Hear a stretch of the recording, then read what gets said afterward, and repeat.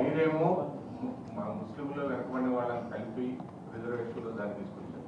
BJP వాళ్ళు కేంద్రంలో అధికారంలో బీజేపీనేమో ముస్లింలు ఉంటే చేయవాలి. అంటే ఓవరాల్ మరి బీసీలకు రిజర్వేషన్లు ఫలాలు అందేటువంటి అవకాశం ఏ రకంగా? లేదా ఇప్పుడు ముస్లిం సాకుతో యావత్ దేశంలో ఉన్నటువంటి బీసీని, ముఖ్యంగా తెలంగాణ బీసీని అన్యాయం చేసే దిశగా బీజేపీ ప్రయత్నం చేస్తూ ఉంది. వారికి చిత్తశుద్ధి లేదు కాబట్టి, ఒక సాకు కావాలి కాబట్టి ముస్లింలు అడ్డం పెట్టుకొని ముందుకు పోతా ఉన్నారు. ఇప్పుడు ముస్లింలో గుజరాత్లో కూడా ముస్లింలకి ఓబీసీ రిజర్వేషన్ ఉంది. ప్రధానమంత్రి గారు 3 సార్లు ముఖ్యమంత్రిగా చేసిన గుజరాత్ రాష్ట్రంలో ఓబీసీలకు రిజర్వేషన్ ఇస్తా ఉన్నారు గత 50 ఏళ్లుగా.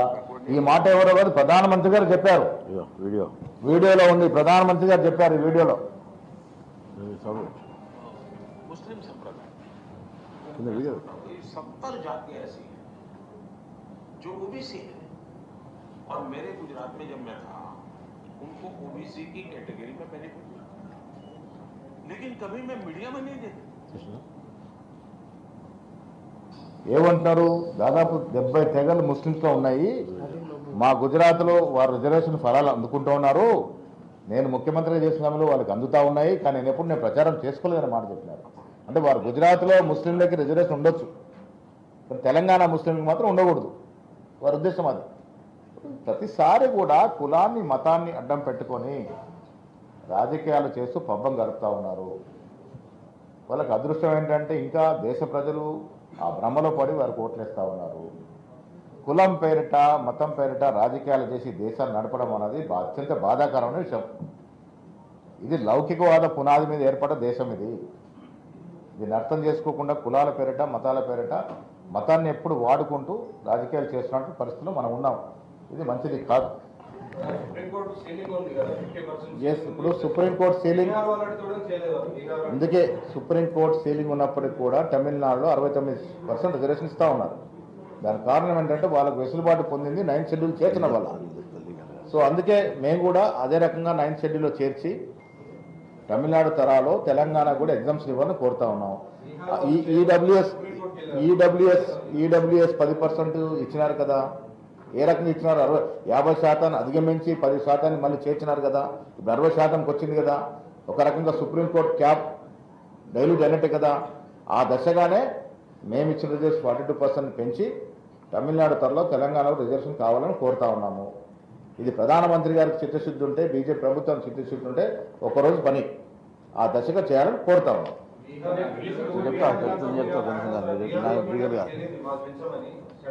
బీహార్లో కూడా కుల సర్వే చేసి టేబుల్ చేయలేకపోయినారు, మేము టేబుల్ చేసినాము.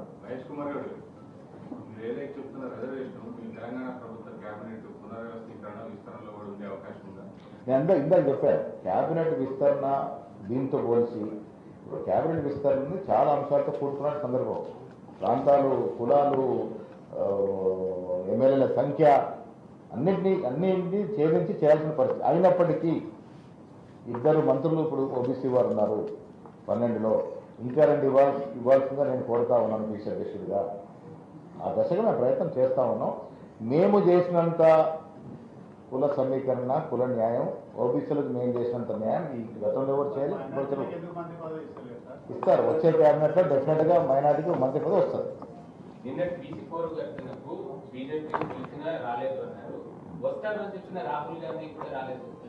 రాహుల్ గాంధీ గారు వస్తున్నారని మేము ఎప్పుడు చెప్పలేదు, ఆహ్వానం మాత్రం ఇచ్చినాము.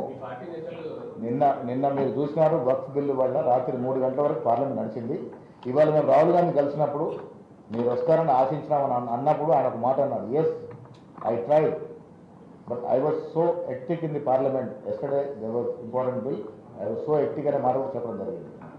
సో వచ్చినా రాకున్నా వారి ఒక మాట, ఒక ఆశ్వాసం మాకు ఇచ్చినారు. Yes you have done an excellent job.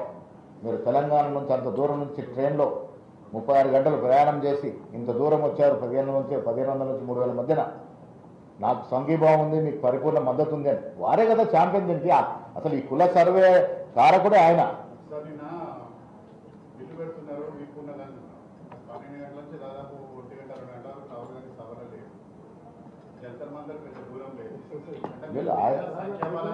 ఆయన ఒక ప్రతిపక్ష నాయకుడికి ఎన్ని పనులు ఉంటాయి, మీకు తెలియదు ఏముంది. అయినప్పటికీ ఈజ్ అవర్ ఛాంపియన్. ఇవాళ రాష్ట్రంలో రేవంత్ రెడ్డి గారు కుల సర్వే చేయడానికి ఆద్యుడు రాహుల్ గాంధీ గారు. 42% పర్సెంటేజ్ రిజర్వేషన్ ఇవ్వాలని చెప్పింది ఆయన ఆదేశాల మేరకే రాష్ట్రంలో